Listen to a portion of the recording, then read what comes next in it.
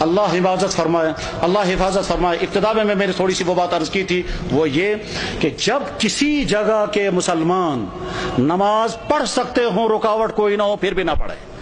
جب کسی جگہ کے مسلمان روزہ رکھ سکتے ہوں اور سستی کی وجہ سے روزے نہ رکھیں، جب کسی جگہ کے مسلمان زکوٰۃ دے سکتے ہوں پھر بھی نہ دیں، جب کسی جگہ کے مسلمان حرام کاموں سے بچ سکتے ہوں پھر بھی نہ بچیں، جب کسی جگہ کے مسلمان قرآن پڑھ سکتے ہوں پھر بھی قرآن کے ساتھ ان کا تعلق قائم نہ ہو، جب کسی جگہ کے مسلمان اپنی نبی کی ایک سنت پر عمل کر سکتے ہوں پھر بھی نہ کریں، تو اللہ تعالیٰ شانہ کی طرف سے کبھی خطرناک فیصلے آتے ہیں۔ وہ یہ کہ جب تم آزادی کے دور میں میرے دین پر عمل کر سکتے تھے پھر بھی تم نے عمل نہیں کیا، تو میں ایسے حالات لے آؤں گا کہ تم چاہو گے بھی عمل کرنا تو کر نہیں سکو گے۔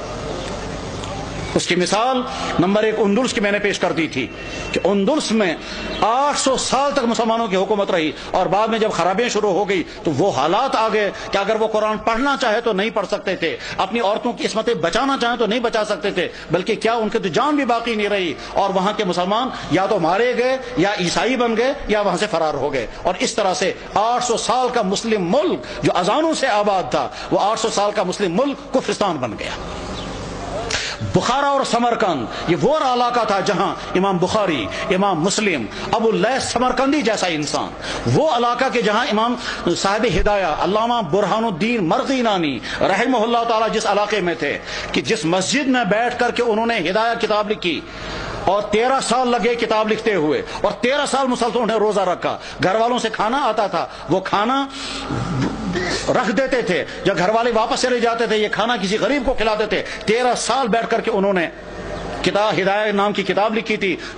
جو حدیث اور عقلی علوم کا مجموعہ ہے۔ علامہ انور شاہ صاحب کہا کرتے تھے، فرماتے تھے میں ہر کتاب کا جواب لکھ سکتا ہوں لیکن چند کتابوں کا جواب مجھ سے نہیں لکھا جا سکتا ہے، ان میں سے ایک کتاب ہدایہ بھی ہے۔ جس مسجد میں صاحب ہدایہ نے وہ کتاب لکھی تھی اس مسجد میں شراب کھانا چلتا ہے۔ غرض یہ کہ جب بخارا اور سمرقند جیسے علاقے میں وہ حالات آ گئے کہ وہاں قرآن رکھ نہیں سکتے، کلمہ پڑھ نہیں سکتے، مسجدوں میں تالے لگ گئے، تو اللہ تعالیٰ شانوں کو طاقت ہے، اگر غضبناک ہو جائیں تو ان علاقوں میں بھی یہی حال ہو سکتا ہے جن علاقوں میں مسلمانوں کو موقع ہے وہ اپنے دین پر چلیں۔ میرے بھائیوں، اس غلط فہمی میں مت رہیں کہ ہمارے لیے وہ حالات نہیں آ سکتے ہیں، ہماری پچھلی تاریخ میں ایسے حالات آ چکے ہیں۔ چاہے کشمیر کی پچھلی تاریخ میں ایک زمانہ ایسا آیا تھا جب سکھوں کا دور تھا، مسجدوں میں تالے لگے تھے، اور جو نماز پڑھنا چاہتا تھا اس نماز پڑھنا اس کی جسم سے کھال نکالی جاتی تھی سب لوگوں کے سامنے تاکہ باقی لوگ نماز نہ پڑھیں۔ سری نگر کی جامع مسجد میں گھوڑے باندھے گئے تھے، تمام مسجدیں مسمار کر دی گئی تھی، اس وقت لوگ نماز پڑھنا نہیں پڑھ سکتے تھے، یہ اذانیں بین ہو گئی تھی۔ جب کسی جگہ کے مسلمان اپنے دین کی ناقدری کرنے لگتے ہیں تو ایسے حالات آ سکتے ہیں، اور اس کی مثال اس بات کی مثال نہیں کہ مسلمانوں نے ناقدری کی، وہ تو ظلم ہے، لیکن مثال ہمارے سامنے ہے برما کے حالات، جہاں کی مسجدیں ختم، جہاں کے مدرسے ختم، جہاں کی داڑھیوں کے ایک بال کر کے نوچتے ہیں، جہاں علماء کو کھڑا کر کے اور سوئیاں مار کر کے ان کو شہید کرتے ہیں، جہاں ایک مسلمان خاتون کے ساتھ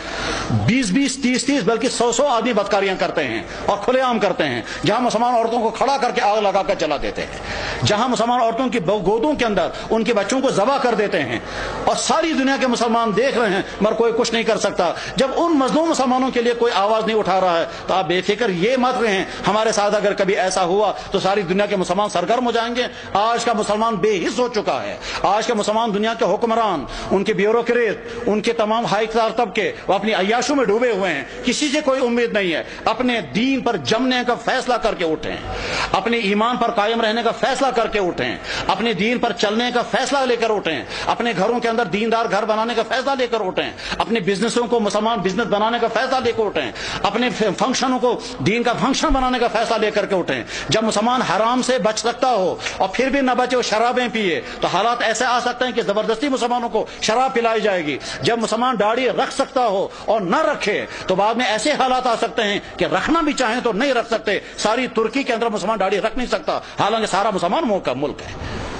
ایسے حالات آ سکتے ہیں، اس لیے اپنے دین کے ساتھ وفاداری کا فیصلہ کرو، ورنہ تو ایسا ہو سکتا ہے کہ اللہ جب تم میرے دین کے ساتھ وفاداری نہیں کرو گے تو میں تم پر ایسے حالات لا سکتا ہوں کہ تم چاہو گے بھی میرے دین پر عمل کرنا تو کر نہیں سکو گے۔ اللہ جل شانہ اس برے انجام سے ہم سب کی حفاظت فرمائے، ہمارے اکابرین کی حفاظت ہو، مدارس کی، مساجد کی، دین کے اور دینی اداروں کی، دین کے کام کرنے والوں کی اور دین پہ جننے والوں کی مدد فرمائے۔ وآخر دعوانا ان الحمد للہ رب العالمین برحمتک یا ارحم الراحمین، آمین۔